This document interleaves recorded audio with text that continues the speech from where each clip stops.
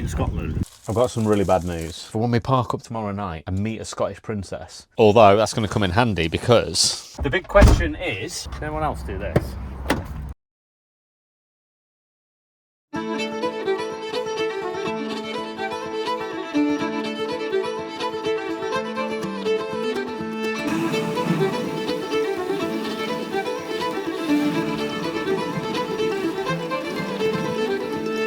I am in Scotland, pouring screen wash all over the floor. Decided to go on a solo trip. God knows what's going to happen. Can't pour screen wash in here without spilling it all over the floor. Anything could happen. Appleby horse fair done. That was incredible, by the way. Looks like we missed the most of it, as I said in the video. What we did see was fantastic. The last video we put out got quite a lot of attention. It got some negative press from people who had just probably never been there and have just got an opinion on everything. We all know who those people are. Also, some of the travelling community have messaged me in the comments section, but separately. Some positive, some negative, sort of battling it out between each other, saying that others aren't welcome there, etc. But in all honesty, the experience I had there was fantastic. We had a great time, so everyone was really welcoming. Looking forward to going back again next year, to be honest. So, where's the key? We always leave it in the back, don't we?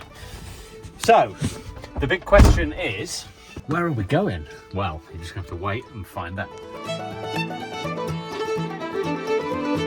Right, quick fill up at Aldi. We have a little friend, and it's not the first friend, it's actually the third friend that I've found. I think you need to leave. I absolutely hate those things.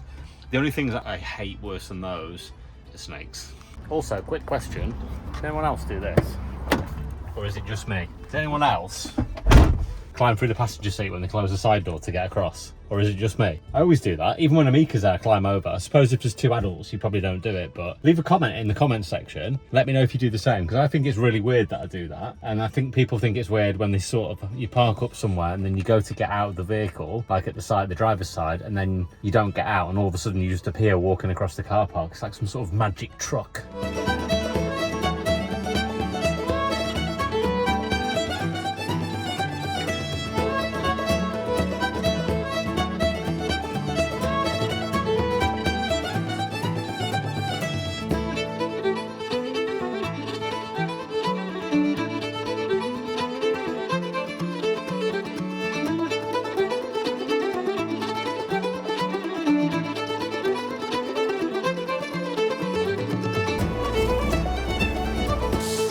So, we stopped off at the shop and we got some paella. Massive thing for £5 from Aldi, which when I first bought it, I was like, quite a lot of money for £5 for a meal. But then it's for two people. I'll have some today, I'll have some tomorrow. Earlier on, we passed a campervan that was parked at the side of the road, and I noticed it had non-UK plates on it. I think it might have been German or Austrian. They've just pulled up as well, so yeah, it looks like this is the place to be.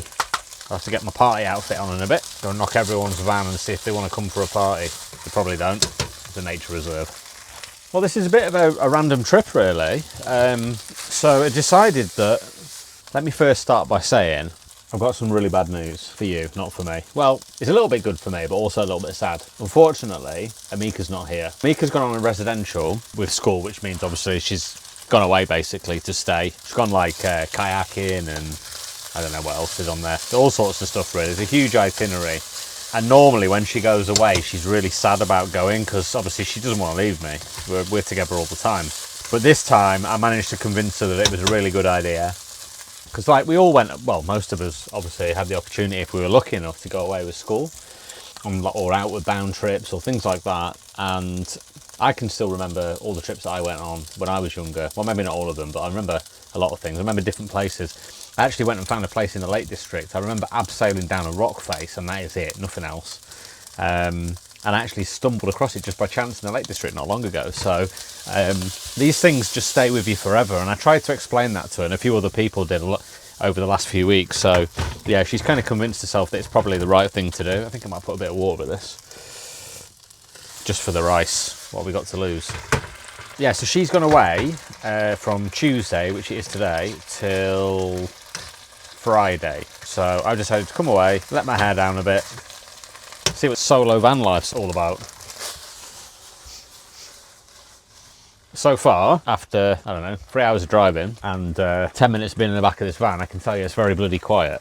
Also, I just want to say a big thank you to everybody who's subscribed recently. We've had quite a lot of new subscribers. Obviously, we had about a 2-year break on this channel, so it was just a couple of videos went out. What we were doing is putting like 1 or 2 videos out a week, sometimes 3 videos a week, like we have recently. Oh, that's hot. We kind of didn't put anything out for 2 years, really. Let's just call it 2 years for argument's sake. I suspected the channel would like be completely dead, but put a few videos out, not got many views and not many comments. But, you know, people are probably giving up on us because we weren't posting videos. But slowly, you're starting to comment again. You're all coming back. I like getting comments. I like responding to people. I like, especially when it's the same people over and over again. I love hearing from you. So if you haven't left a comment, please leave one. Also, I've got a bone to pick with you, and we'll talk about it a little bit later. But 66% of you, well, I'm not very happy with you, but we'll talk about that in a bit. I'm just going to go with that, I think. I think what we'll do is we'll put a bit of water with it, just to make it a little bit more runny, usable, let's say.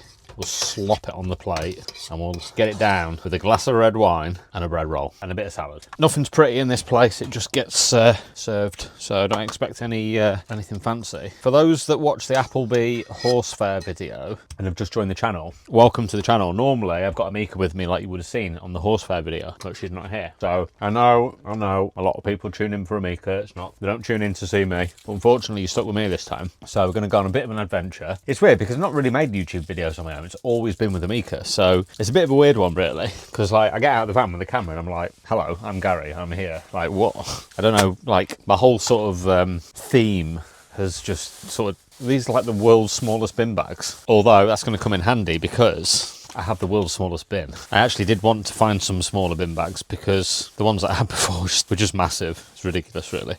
What else? In fact, that bag's so small that it's actually come off. They're probably too small. Where was we? What was he talking about? No idea. Doesn't matter. Half of you have probably left anyway, so it doesn't really matter. So the ones that are still here, well done. I feel sorry for you. Right, let's get a bit of salad on there. I actually got to tell you something that's quite funny. So I opened my fridge last week, or a week before, when we was in Northumberland, and there was some meat in the bottom that I'd forgotten about. And I was like, oh, damn it, ran out of date. And I looked at it, looked fine. And I don't have any issue, apart from chicken, I don't have any issue eating anything that's out of date, because as long as it's a couple of days and it doesn't stink, it's fine. But there's also some lamb kebabs underneath that, and I was thinking, I really shouldn't be eating these, but they were like £6, and I didn't want to throw them away. So I had 2, and I was fine. The next day, I had the other 2, or 3 and 3, or whatever it was, or 4 and 4, I can't remember. And then I got home to Kendal, and someone was very poorly. Someone was very, very poorly. I had the worst stomachache I have ever had. Luckily, it wasn't like, you know, let's not go into all the details, but I just had a stomachache, but I was keeled over in absolute agony. I literally couldn't do anything. It was absolute hell.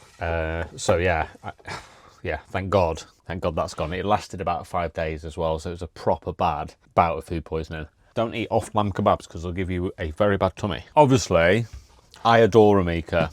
Like, as you know, I'm not going to go into that. Every parent loves their kids, don't they? Well, most of them do. But it is nice to have a bit of downtime. I do not get any downtime at all. None. Not any. You know, it's really, really difficult. I mean, the only downtime I ever have is when I'm either at work or asleep or going for a run, which isn't downtime, you know? Like, downtime is this. Just park up, no responsibilities at all. Don't have to think about anything. She's in someone else's care, she's being looked after. I don't even have to think about it. Literally, I do not have to think about it whatsoever. Where's the balsamic vinegar? Actually, where's the balsamic vinegar? Forget that. Where's the wine glass? I even remembered the wine glass. Probably because I wasn't packing bloody fidget toys and bloody corgi teddies. I don't know what to do. Is it always like this in Scotland in the summer? I don't think it is it? I've got the bloody door open and everything. It's a shame I'm not on the other side, really, but if I'd parked the other side, the van would have been like that, because obviously the van leans forward and no amount of ramps are going to lift the front of the van up. I'm just waiting for someone to come over and go, oh, sorry, I didn't realise you was with someone. I'm not. I'm talking to myself.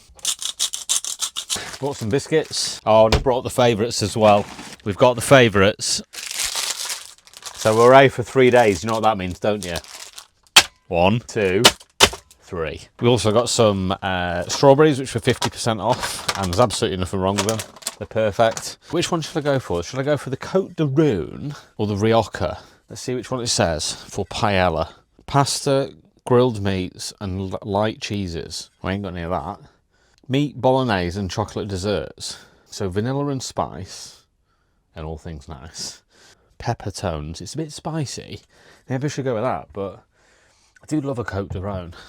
I always get slated in the comments for my non-alcoholic drinking. I just can't decide, to be honest, so I'm just going to go for the one that's got the screw top on. Oh, I can't. They've both got... That's weird. I picked one up with a screw top. I must have put it back. Well, in that case, let's go for the Cote de Rhone then, shall we? Or should we save the Cote de Rhone for when we park up tomorrow night and meet a Scottish princess? Wait a minute. Pasta, rice, paella. Well, it's close enough, isn't it? I mean, Spanish wine. Well, it could be Argentinian, to be fair. Yeah, Spain. It's from Alberite. It'll be right. So let's go for Spanish with the paella. Alexa, which country is paella from? Paella is from Spain. It's obvious, isn't it? It's obvious. Let's go for it. Travel with Gary on his own. That's what this channel will be one day, you know. Yeah, Amika's not going to be around forever. She'll fly the nest. All she's asking constantly is, can I set my YouTube up? Can I set a YouTube up?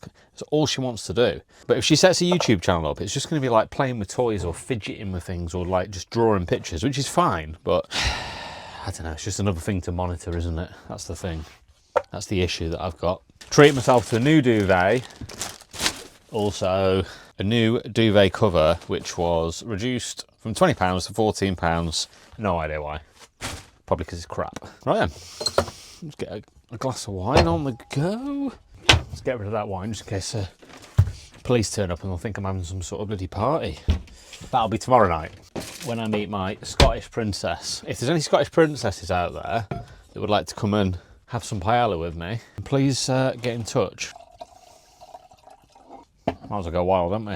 Right, well, I'm sure you don't want to watch me eating my food. I think what I'll do is I'll stop the camera, I'll get this in me, get that in me, maybe another one, then we'll go for a walk. Apparently there's a place down there called Seal's Cave or something like that. I'm guessing there might be seals there, so we'll take the big camera and we'll go and take a look. By the way, a couple of videos ago, I used my big zoom lens, my 300mm zoom lens, and I was capturing shots of the birds on the cliff and some seabirds in the water and stuff like that. And when I edited the video, obviously I was just editing away, and it was I had to stabilise all the footage. It took a long time to do. Anyway, I enjoyed doing it. I put the video out and all that sort of stuff. Then I watched the video back and I was like, wow, that's actually quite good. If you want to see more of that sort of footage of the zoom lens capturing sort of, you know, nature and things that are going on around us, then please let me know, because I quite enjoy that. I am quite keen on photography. I'm not a photographer. I have absolutely no idea what I'm doing, but I've taken pictures all my life, so I enjoy doing it. So if you want to see some more, let me know and I'll keep doing it. Well, we're fed and watered with red wine. Let's go and have a look at this nature reserve.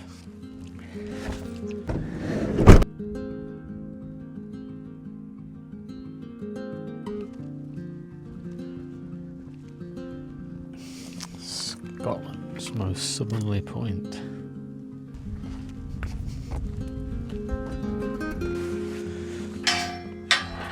Oh God, broke the bloody gate. Oh God, Jesus Christ, I'm not doing very well here. Oh, Minchie straight away, Jesus Christ. Craggy Rock, most southernmost point of the Scottish mainland. What a fascinating place. I know people who've been here before and it's just been really windy. And all they've done is just pulled up, hunkered down for the night and left. But pretty lucky. I can see a big island over there. I think that's the Isle of Man in the distance. Belfast. So there's a sign there that says Douglas. 37 miles. That's the capital of Isle of Man. Although I do think these signs have moved. Right then, well, it does branch off. Keeper's Garden. We are going down. Path to the Foghorn. Oh, see where this goes. So I guess the Foghorn is a big horn that warns ships. Maybe they've missed the lighthouse, or the lighthouse isn't working, and they can sound the foghorn. Goodness. Wow, this is worth a visit. You're gonna have to wait.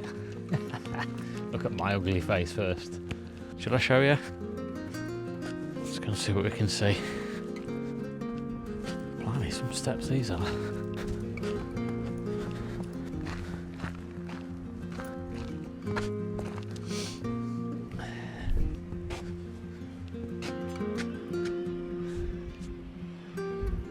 Wow.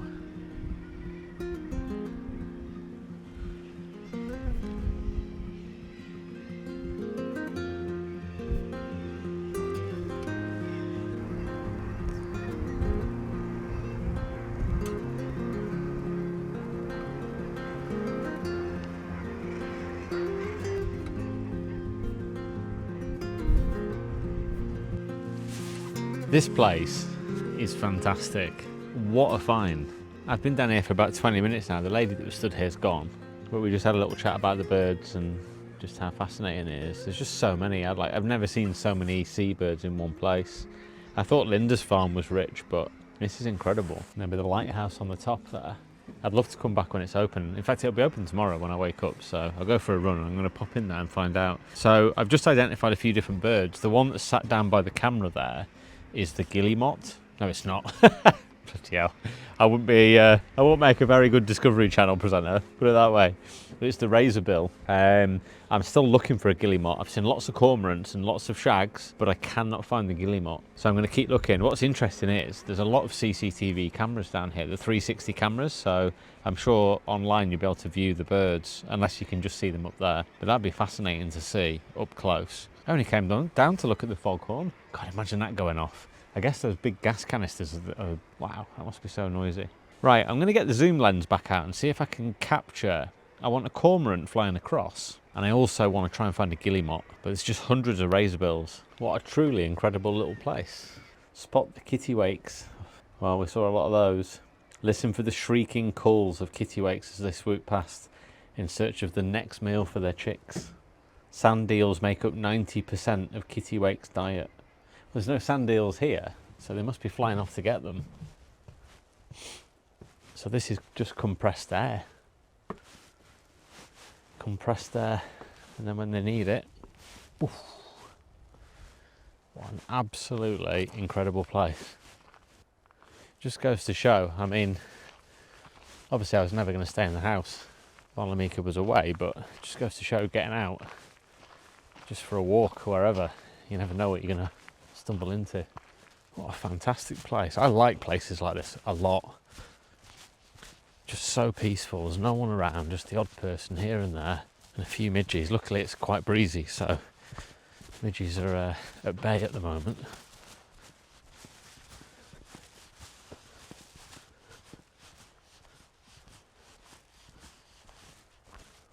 The amount of wildlife here is just phenomenal.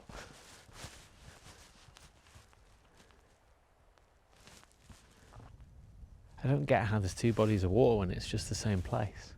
It's confusing me. It looks like we can walk a bit further down. There's a bit of a path that goes right down to this point. There's no signs saying don't go beyond this point, unless of course they've been taken down. Let's get down to this point. There's all these massive seabirds. They're flying up and just shooting into the water. I am going to have to be careful here because there is an absolute ton of midges. Wow, we can actually get even further down. Wow, let's get right down to that little, I mean, it's clearly people walk down here. There's a clear path all the way down, so I don't know how far I'm supposed to be going, but I'm not going to go all the way, because if I go all the way, I'll end up in the water. Luckily, I've got grippy shoes on today, so I'm not going to fall anywhere. Whoop! Only joking. Isn't it weird how there's no birds on this side, but on the other side, there's hundreds of them. Look at that view. Mental. Look at, here's them birds. Look at the size of them. See if I can get some good pictures of them.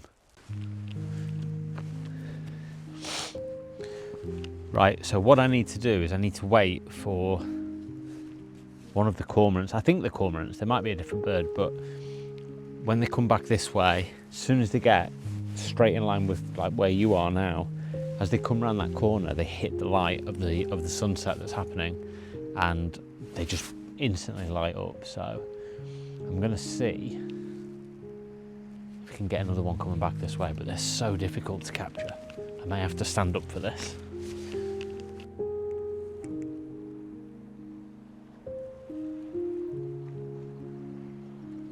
going to watch that one back because that was a fantastic shot. There was two together, but I don't know if I'm zoomed in too much for it to be good quality.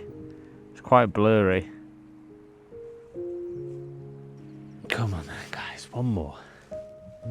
One more fly past.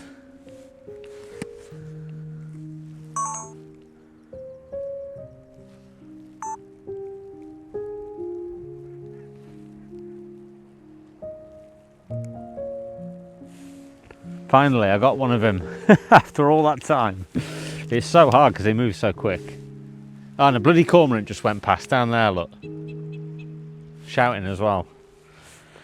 That's the bird. Not sure what he is. But wow, look at that. Right, let's get away from these midges. Well, that was fascinating. It's a bit breezy here now, so away from all them bloody midges. They're horrible things. The nine tides. If the sea ahead is raging with swirling currents, then you're lucky enough to be experiencing the spectacular natural phenomenon of the nine tides. So obviously you've got the sea, as it says, ripping around the side here, and obviously, you know, the tide on this side is obviously smashing into it. So it's two separate bodies of water crashing into each other. That is absolutely incredible.